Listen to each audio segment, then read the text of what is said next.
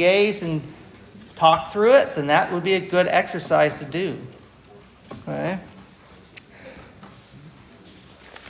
Okay. So you will see within the chapters lots and lots of problems that go through this. Okay, so please make sure you put in the time and look at those questions. Now what we want to do is nomenclature. How to name molecules. Now, I'm going to go through the bare bones with you guys and do some practice problems. Your textbook goes through it rather fast. So let me explain something. The way your textbook is designed and how it teaches you nomenclature is it just teaches you a little tidbit here in chapter 4, a tidbit in chapter 5, and it's scattered throughout the entire book. The way I like to teach nomenclature is actually at the beginning of the semester where you teach all the rules all at once. And then you just learn how to name and speak molecule. But the department says, no, let's not do it that way. And since I'm an employee, I have to do what I'm told to do within certain limits, okay? But I do have some videos that if you want to learn all the nomenclature just in one just all together, I can make those videos available to you. They're from another textbook, but that doesn't matter, different graphics and whatnot. But if you want to learn it that way, that's what I would recommend doing. But it is a time commitment because the way I'm going to teach you is just a little bit here, a little bit there, scattered throughout the semester. And then you're going to learn more in Orgo 2. So what we're going to start with today is try to learn how to name simple alkanes and complicated alkanes. Okay?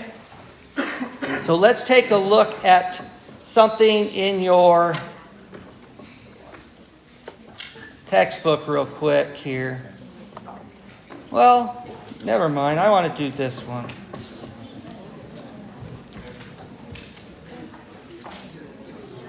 Okay, so when we take a look at this, there's some things called common names. Okay, so we have vanillin and morphine. Those are the structures. Those are just common names that have been around since ever.